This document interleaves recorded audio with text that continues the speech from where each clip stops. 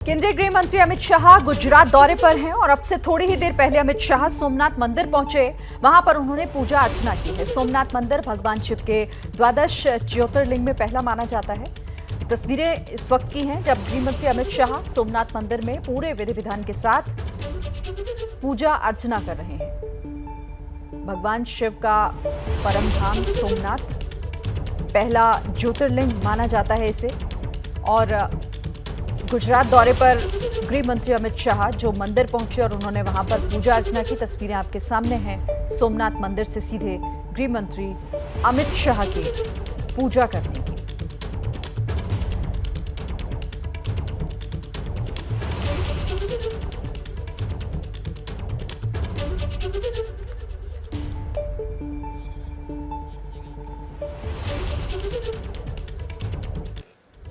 नमस्कार, ABP news देख रहे हैं आप और मैं हूं आपके साथ शीरीन। बिहार में नई सरकार तो बन गई, लेकिन अपराध की घटनाओं पर कोई ब्रेक नहीं लग पा रही। बड़ी खबर इस वक्त वैशाली जिले से आई है, जहां पर एक नाबालिग बच्ची के साथ कल दिन दहाड़े दरिंदगी की गई। वैशाली के जंदाहा में एक बच्ची को हैवान उठाकर ले गए।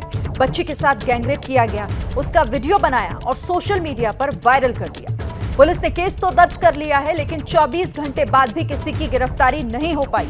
जिस वक्त ये घटना हुई, लड़की किसी परिचित से बात कर रही थी, इसी बीच हैवान उसे उठाकर ले गए। बिहार के वैशाली में नाबालिग से गैंगरेप की घटना, अब तक कोई गिरफ्तारी नहीं हुई है।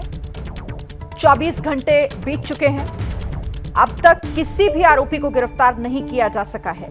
तो बिहार में बिगड़ती हुई कानून व्यवस्था और उसी का एक और जिस तरीके से घटना सामने आई है, आरोपियों ने वारदात का वीडियो भी बनाया और उसके बाद उसे वायरल कर दिया है। इस वक्त ये बड़ी खबर वैशाली जिले में ये दरिंदगी हुई है। एक नाबालिग के साथ गैंगरेप की घटना को अंजाम दिया गया।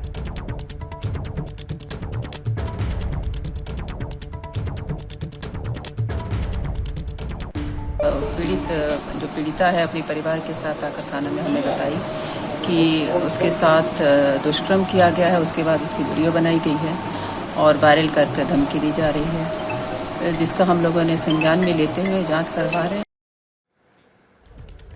तो जिस तरीके से इस पूरे मामले को लेकर एक बार फिर से ऐसी घटना एक नाबालिग के साथ सामने आई है, बिहार में राजनीति भी गर्म हो गई है। नीतीश की सरकार इस वक्त विरोधियों के निशाने पर आ गई है। वैशाली का जो घटना है वो अमानवीय घटना है। ये प्रशासन का रोप दाप खत्म हो गया है। माननीय मुख्यमंत्री जी का इकबाल समाप्त हो गया है।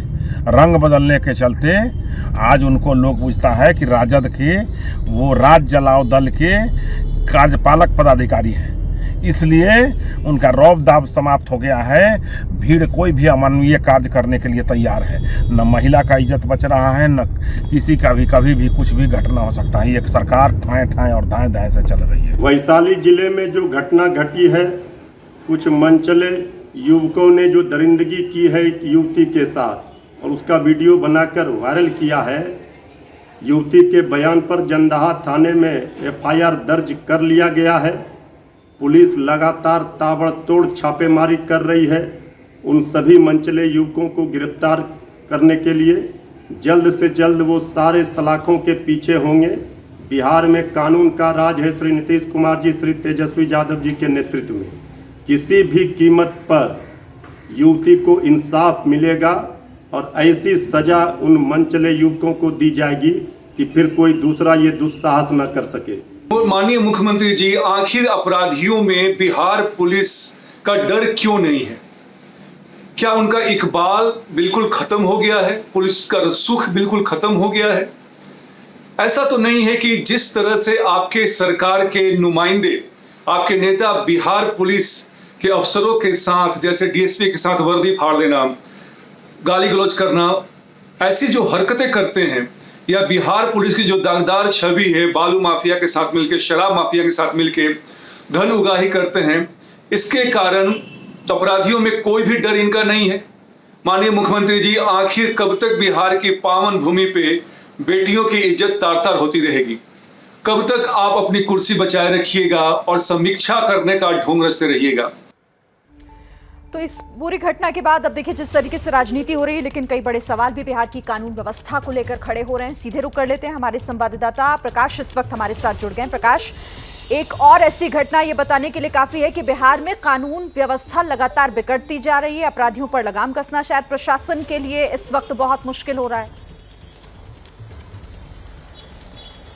देखिए शिरीन, ये जो हैवानियत भरे वीडियो है, इसको देख करके किसी का भी हाड़ कांप जाएगा, क्योंकि जिस तरह से न सिर्फ उसके साथ रेप, बलात्कार या दुराचार, गाली गलौज की गई, बल्कि वीडियो भी बना दिया गया। कितना विभत्स है ये।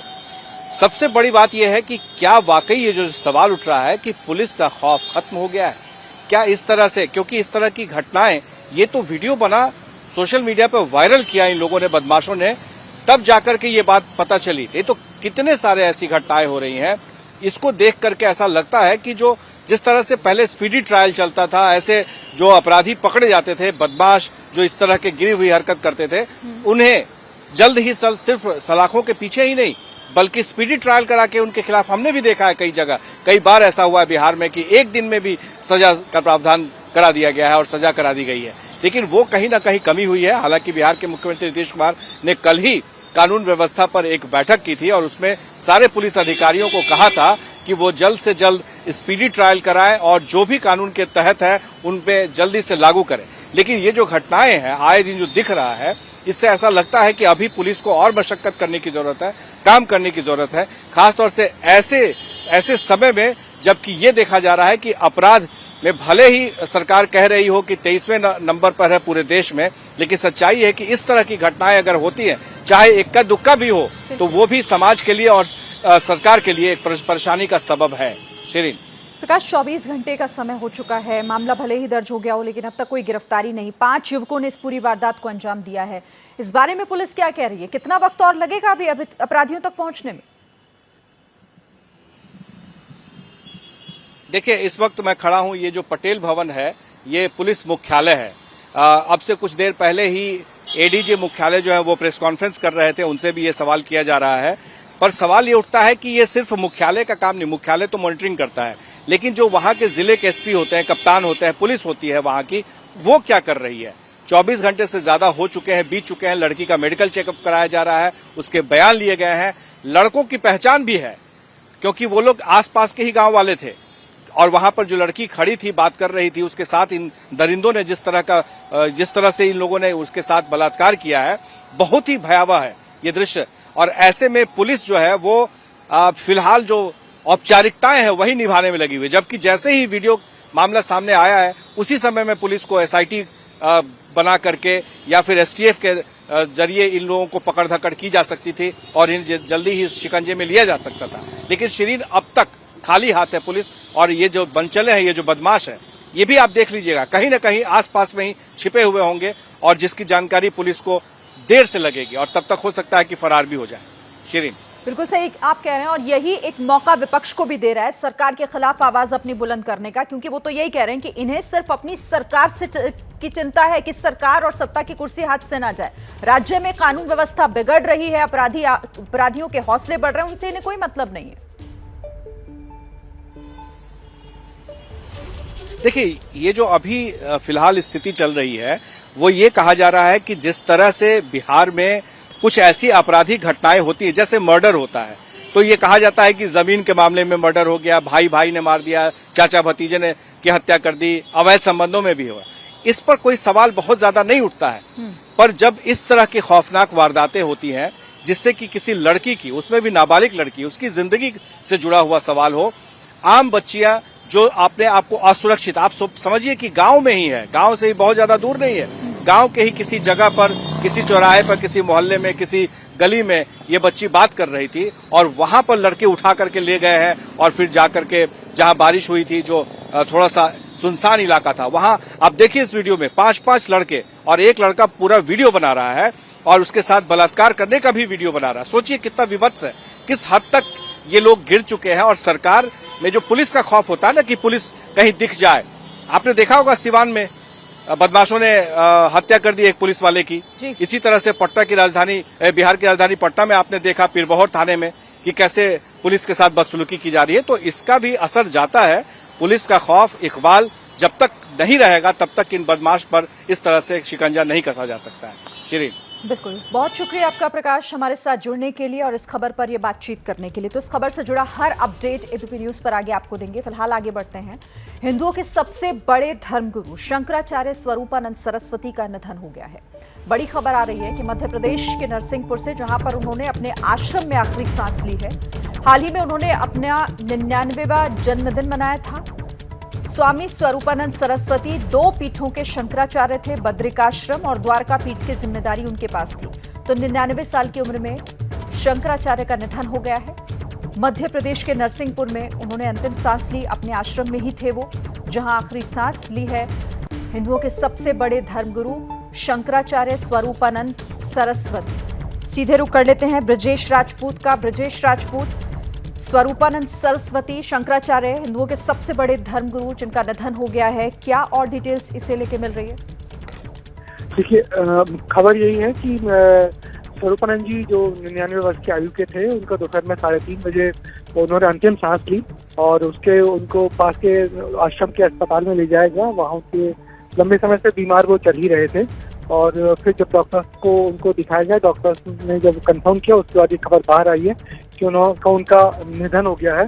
उनकी उम्र 99 साल थी और स्वरूपानंद जी 2 पीठ के शंकराचार्य थे, द्वारका पीठ के और ज्योतिष पीठ के, और उनका काफी लंबा अनुभव था और वो उन शंकराचार्य में से थे जिन्होंने आजादी के आंदोलन में शामिल हुए थे और उसके बाद फिर वो धर्मगुरु बने और हिंदू और राम मंदिर निर्माण का जो आंदोलन चला उसमें उन्होंने भाग लिया था। तो उसके लिए लंबी कानूनी लड़ाई लड़ी थी। तो कुल मिला के वो इस समय जो हिंदुओं के धर्मगुरु में सबसे बड़ा नाम था और काफी लंबे समय से बीमार चल रहे थे। कुछ दिनों पहले तीजा के रोज ही उन्होंने अपना 99वां जन्म दिवस मनाया था और ऐसा लग रहा था कि वो उनको और लंबी आयु प्राप्त होगी, मगर अचानक उनकी कल रात से तबीयत बिगड़ी और उसके बाद से वो डॉक्टरों की निगरानी में थे और अभी आज दोपहर 3:30 बजे उन्होंने अंतिम सांस ली।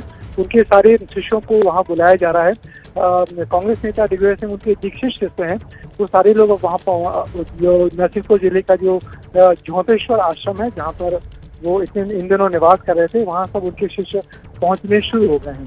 जी, तो ब्रजेश इस तरह से जानकारी दे रहे हैं कि हिंदुओं के सबसे बड़े धर्मगुरु शंकराचार्य स्वामी स्वरूपानंद सरस्वती जो अब हमारे बीच नहीं रहे और उनका निधन हो गया है मध्य प्रदेश के नरसिंहपुर में, जहां उनका आश्रम है और अपने आश्रम में ही उन्होंने आखिरी सांस ली है। ब्रजेश, एक बार फिर से उनका रुख कर लेते हैं। ब्रजेश, अब कितने बजे इनका निधन हुआ है और आपने बताया कि लंबे समय से बीमार चल रहे थे, कोई दिक्कत परेशानी उन्हें चल रही थी पिछले कुछ दिनों से, डॉक्टर्स ने क्या कुछ कहा, वजह क्या रही उनके निधन की? देखिए, लंबे समय से वो बीमार तो थे चूंकि उनकी आयु बहुत थी, 99 साल के थे और वो उनको डॉक्टर्स की निगरानी में ही रहते थे।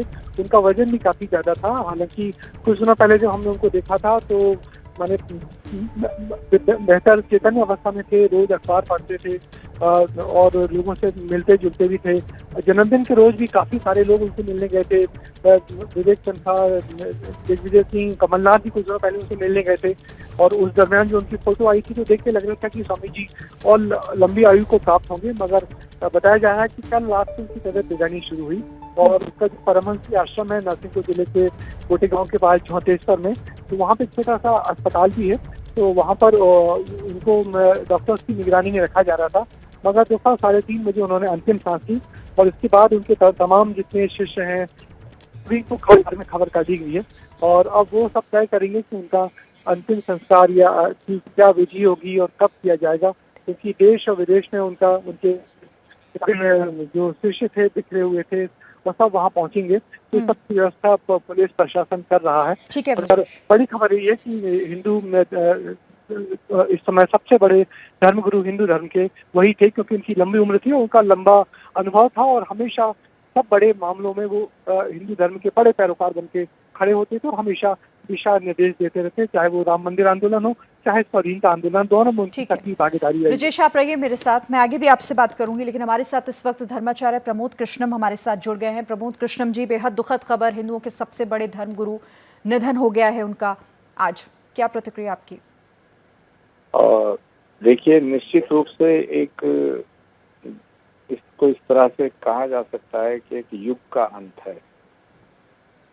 जगतगुरु शंकराचार्य स्वामी स्वरूपानंद जी महाराज उन धर्म गुरुओं में से एक हैं जो स्वतंत्रता संग्राम के आंदोलन में भी जिन्होंने भाग लिया, देश की आजादी की लड़ाई लड़ी। उसके पश्चात दो पीठों के वो अकेले शंकराचार्य थे और 12 ज्योतिर्लिंग से लेकर के चारों पीठ और समस्त धर्म जगत में उनका एक अपना स्थान था, विशेष स्थान था। राजनीतिक दृष्टिकोण से भी वो अपने उनकी महत्वपूर्ण भूमिका थी और ऐसे बहुत से मौके हैं जब उन्होंने लीग से हटकर फैसले दिए, जिसमें मुख्य रूप से जब कुंभ के दौरान कांग्रेस नेता, कांग्रेस अध्यक्ष महोदया सोनिया गांधी जी को कुंभ स्नान कराने का विषय आया था उस समय, तब वो पहले ऐसे धर्मगुरु थे जिन्होंने ये अनुमति प्रदान की थी। दूसरी बात यह है कि उन्होंने उनके जो संबंध थे, उनका जो फॉलोइंग थी, वो हर एक राजनीतिक दल का बड़ा नेता उनका सम्मान करता था, उनके प्रति श्रद्धा रखता था। साईं बाबा का जब इशू उठा, धर्म के अंदर कुरीतियों का जब इशू उठता था, कोई इशू आता था, उस पर वो बेबाकी से बात करते थे, अपनी राय देते थे। और सबसे बड़ी बात यह है कि गंगा आंदोलन में गंगा को निर्मल रखने के लिए, अविरल रखने के लिए निरंतर कई वर्षों जब आंदोलन चला, मैं खुद महाराज श्री ने मुझको गंगा मुक्ति संग्राम का राष्ट्रीय संयोजक बनाया था जब मनमोहन सिंह जी प्राइम मिनिस्टर थे।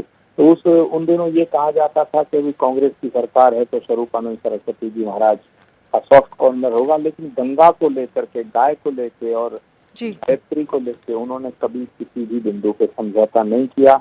आज एक बहुत बड़े युग का अंत हुआ है। धर्म जगत में इसका शोक होना स्वाभाविक है। ये अलग विषय है कि आवागमन परमात्मा का नियम है, प्रकृति का नियम है। नैनम चिंतन्ति शस्त्राणि नैनम दहति पावका न चैनम क्लेदियम चापो न शोषति मारुता, भगवान कृष्ण ने गीता में कहा है। परंतु फिर भी ऐसे वरिष्ठ संत का जाना, ऐसे एक युग पुरुष का जाना, युग प्रवर्तक का जाना हमारे लिए एक बहुत अपूर्णीय क्षति है।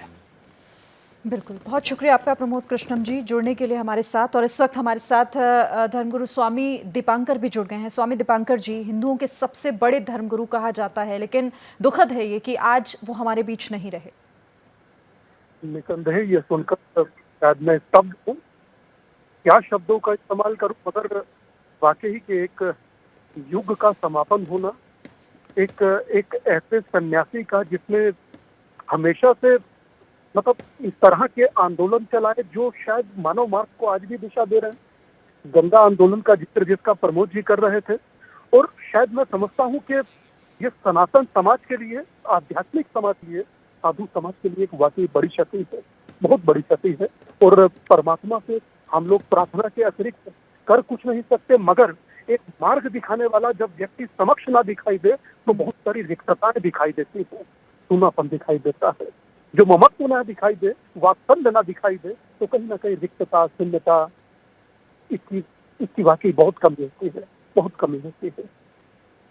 बिल्कुल सही कह रहे हैं आप। ये एक ऐसी क्षति जिसे पूर्ण नहीं किया जा सकता, लेकिन दुखद है कि हिंदुओं के सबसे बड़े धर्मगुरु शंकराचार्य स्वरूपानंद सरस्वती जो अब हमारे बीच नहीं रहे। बहुत शुक्रिया आपका दीपांकर जी हमारे साथ जुड़ने के लिए और इस बातचीत के लिए। तो बड़ी खबर इस वक्त आपको बता दें, हिंदुओं के सबसे बड़े धर्मगुरु शंकराचार्य स्वरूपानंद सरस्वती का निधन हो गया है। मध्य प्रदेश के नरसिंहपुर से, जहां पर उन्होंने अपने आश्रम में ही आखिरी सांस ली। आपको बता दें कि हाल ही में शंकराचार्य स्वरूपानंद सरस्वती ने अपना 99वां जन्मदिन मनाया था। स्वामी स्वरूपानंद सरस्वती 2 पीठों के शंकराचार्य थे। बद्रिकाश्रम और द्वारका पीठ की जिम्मेदारी वही संभाला करते थे। 99 साल की उम्र में उनका निधन हुआ है। बड़ी खबर इस वक्त की, मध्य प्रदेश के नरसिंहपुर, जहां उनका आश्रम मौजूद है और अपने आश्रम में ही वो थे। हालांकि बीते काफ़ी दिनों से उनकी तबीयत नासाज, जिस तरह से बताई जा रही है, नासाज चल रही थी और डॉक्टर्स की निगरानी में भी वो थे, लेकिन उनका निधन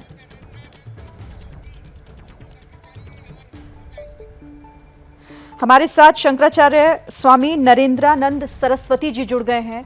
नरेंद्रानंद जी, ये कितनी बड़ी क्षति है हिंदू धर्म के लिए, सनातन धर्म के लिए, क्योंकि सबसे बड़े धर्मगुरुओं में से एक स्वामी स्वरूपानंद सरस्वती जी, जिन्हें शंकराचार्य की उपाधि जिनके पास थी, नहीं रहे। ये संपूर्ण विश्व के सनातन धर्मावलंबियों के लिए अपूर्णीय क्षति है। एक तरह से वे सनातन धर्म के सूर्य थे। आजीवन रामराज परिषद, धर्म संघ, स्वामी करपात्री जी महाराज के आदर्शों, सिद्धांतों और भगवान आदि गुरु शंकराचार्य के संदेशों, निर्देशों, उपदेशों का सतत अपने जीवन में पालन किया। राम जन्मभूमि, गोरक्षा, राम राज्य जैसे और सनातन के विषय वस्तु को लेकर सदैव अवैदिक मतों से संघर्ष करते रहे, लड़ते रहे और अपने ज्ञान के माध्यम से, अपनी साधना के माध्यम से सनातन धर्मावलंबियों का मार्गदर्शन, निर्देशन करते रहे। हमारे बाबा गुरु भी रहे। हम ये सनातन के लिए बहुत बड़ी क्षति है, जो भविष्य में पूरा होने में अपने जीवन में उन्होंने कई मंदिरों का, विद्यालयों का स्थापना किया। संन्यास के मूर्तिमान स्वरूप थे और आजीवन कुंभ में वो प्रतिदिन गंगा स्नान करना, पर्वों में स्नान करना और अपने ज्ञान के माध्यम से, साधना के माध्यम से श्री विद्या साधना, बगला साधना आदि साधना के क्षेत्र में सदैव अग्रणी रहे। और ये क्षतिपूर्ति होना तो भविष्य के लिए बड़ा असंभव है, हम लोगों के लिए दुखद क्षण है, चिंता का क्षण है। भगवान विश्वनाथ, दंडाध्यक्ष बाबा भैरव, राजराजेश्वरी त्रिपुर सुंदरी के अनन्य साधक, हम प्रार्थना करेंगे कि सामीप्य, सालोक्य, सायुज्य उनको मुक्ति प्रदान करें और इस दुख की घड़ी में उनके भक्तों, शिष्यों को दुख सहन करने की शक्ति प्रदान करें। भिद्यते हृदयग्रंथि छिद्यते सर्व संशया, महापुरुष शरीर से भले नहीं लेकिन उनकी विचारधारा, उनका चिंतन सदैव सनातन धर्मावलंबियों का मार्गदर्शन, निर्देशन करती रहेंगी। बहुत शुक्रिया आपका शंकराचार्य नरेंद्रानंद सरस्वती, जो आज शंकराचार्य स्वरूपानंद सरस्वती को इस तरह से याद कर रहे हैं कि उनका जो भी योगदान रहा है हिंदू समाज के लिए, हिंदू धर्म के लिए, सनातन धर्म के लिए, वो अतुलनीय है। उसे हमेशा याद किया जाता रहेगा, भले ही आज वो हमारे बीच ना रहे हों। तो हिंदुओं के सबसे बड़े आध्यात्मिक गुरु थे शंकराचार्य स्वरूपानंद सरस्वती। स्वतंत्रता संग्राम में भी उनका योगदान रहा। 2 सितंबर 1924 को मध्य प्रदेश के सिवनी में उनका जन्म हुआ था और महज 9 साल की छोटी सी उम्र में घर छोड़कर धर्म के प्रचार पर निकल पड़े थे। 19 साल की उम्र में क्रांतिकारी साधु के रूप में काफ़ी मशहूर हुए। काफ़ी काम उन्होंने क्रांतिकारी साधु के रूप में किया। आज़ादी के आंदोलन के दौरान जेल भी गए। 1981 में उन्हें शंकराचार्य की उपाधि दी गई। जैसे ही घड़ी का काटा दोपहर 2:30 पे आए, बबीता जी का दिल सास बहू साजिश के लिए मचल जाए। और ये है इनकी बहू, पूरे दिन ऑफिस की टेंशन हो जाए गॉन जब ये करें अपना फेवरेट शो फ्री टाइम पे ऑन। इनकी तरह आप भी देखें अपना फेवरेट शो अपने टाइम पर और डाउनलोड कीजिए एबीपी लाइव ऐप अपने स्मार्ट टीवी पर।